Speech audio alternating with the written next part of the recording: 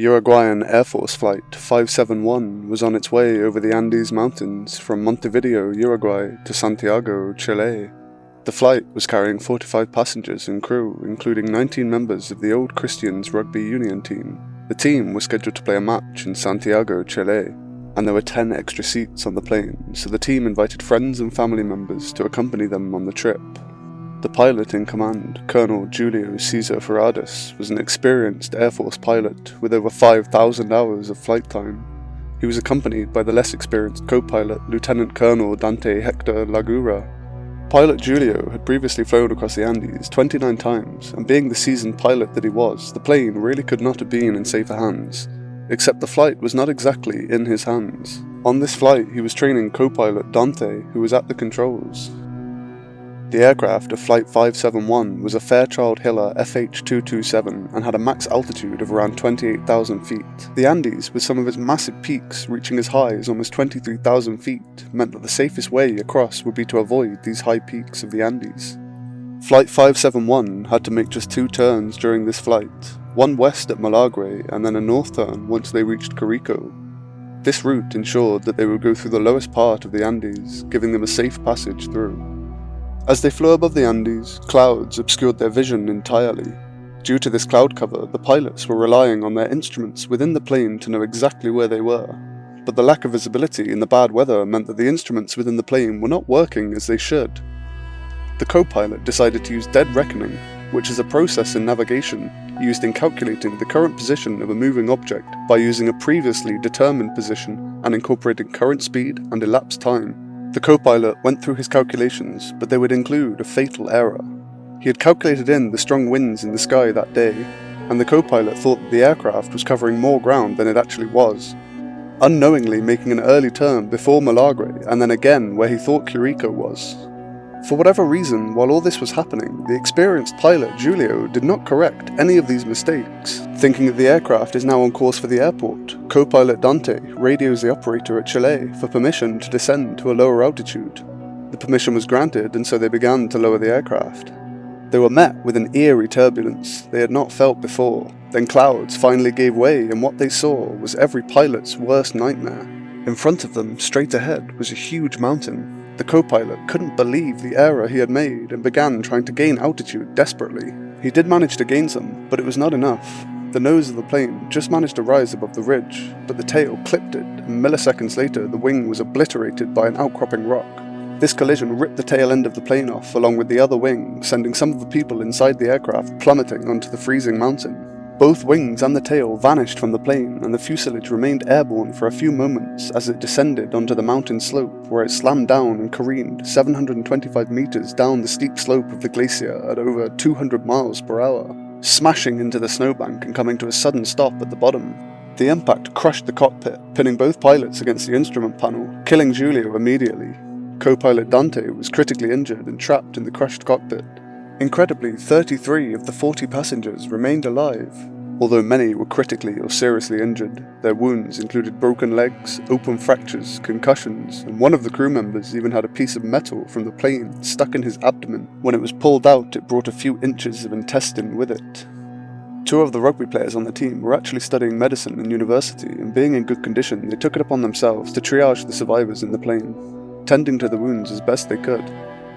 Co-pilot Dante asked the surviving passengers to find his pistol and shoot him, but they refused, and hoped that instead rescue would come soon. Night came fast, and within minutes the temperature dropped to minus 30 degrees. The survivors huddled together in the fuselage, urging each other not to fall asleep, as they would probably freeze to death. This first night was the hardest, and due to the cold and severe injuries, 5 more people would die before the next morning. On the second day, the survivors spent the day removing bodies and chairs to make room in the fuselage, and also scavenging the wreck for food and other supplies they could use. They also built a makeshift wall from suitcases and bits of clothing to keep the cold out of the fuselage at night. They had also heard a plane somewhere in the distance and began screaming for it, but the noise disappeared. On the third day, the group heard plane noises again. They sounded very close this time. A few moments later, a plane would come over the ridge. The group screamed and shouted, jumping up and down, waving their arms, some even using mirrors to try and get a reflection from the sun. Thinking the plane had seen them, the group cheered and laughed, thanking God that it was over. Then the plane flew back over the ridge from where it came. Hours passed without hearing anything. On the fourth day, the noises of the plane had returned, but this time they sounded like they were in a completely different place. The group had come to the conclusion that the search effort had not seen them, since they were still searching other areas. This was a demoralizing blow to the group, and they began to think about the reality of their situation. The oldest group members decided the best option was to find the tail of the plane, which meant climbing the massive slope that they had come down from. So they rallied 4 of the fittest boys and began to ascend the mountain in search of the other wreck. They had not made it even halfway up the huge slope before they started struggling. The condition they'd been in the past few days had severely weakened their bodies, not to mention the complete lack of any mountaineering gear. While taking a break, the group turned back and looked at the plane, but to their horror, they couldn't see the white plane amongst the vastness of the snow. Then came the realization that, even if a plane flew over, there was no chance of them being spotted. Soon after, the ascent became too challenging and the group decided to turn back. On the 5th day, the group had split a pack of crackers between them, which was the last bit of food they had. And as the days went on, even though they knew there was nothing left, hunger grew so voracious that they searched anyway. Again and again, they scoured the fuselage in search of crumbs and morsels. They tried to eat strips of leather torn from pieces of luggage, though they knew that the chemicals they'd been treated with would do more harm than good. Their common goal was to survive, but they lacked food and had long run out of their meagre pickings. There was no vegetation or animal life anywhere to be found, just vast amounts of snow and mountains. Before long, they would become too weak to recover from starvation. They knew what the answer was, but it was just too terrifying to contemplate.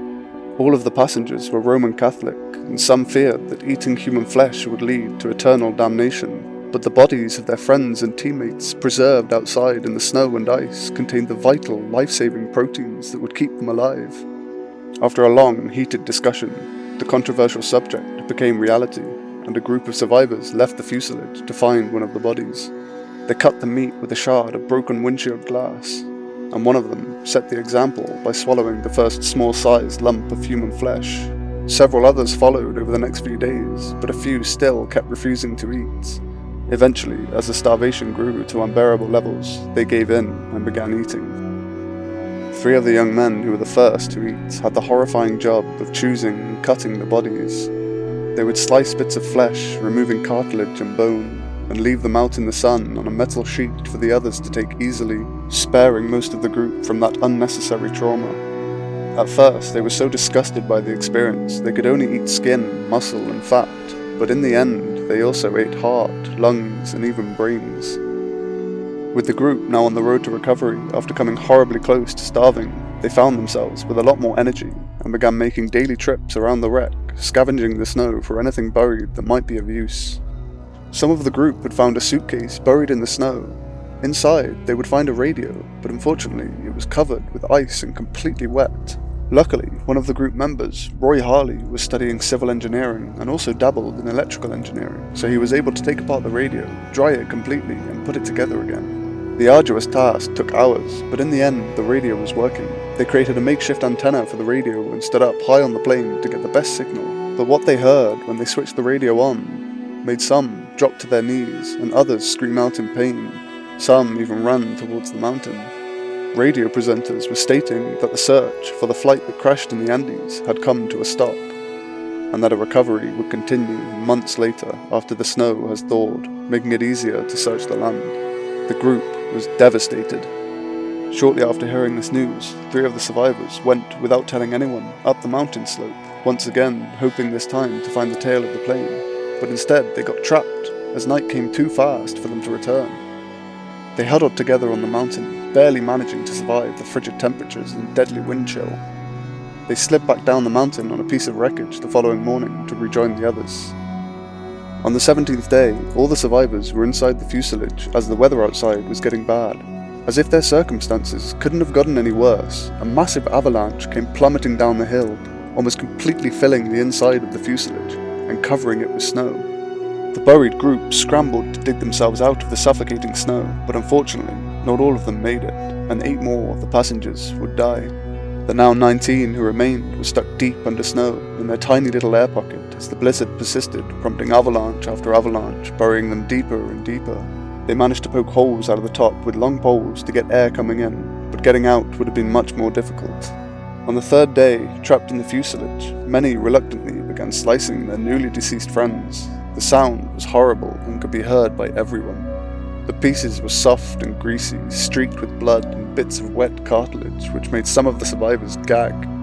They spent 4 days buried until finally Numa Turcati couldn't take it anymore.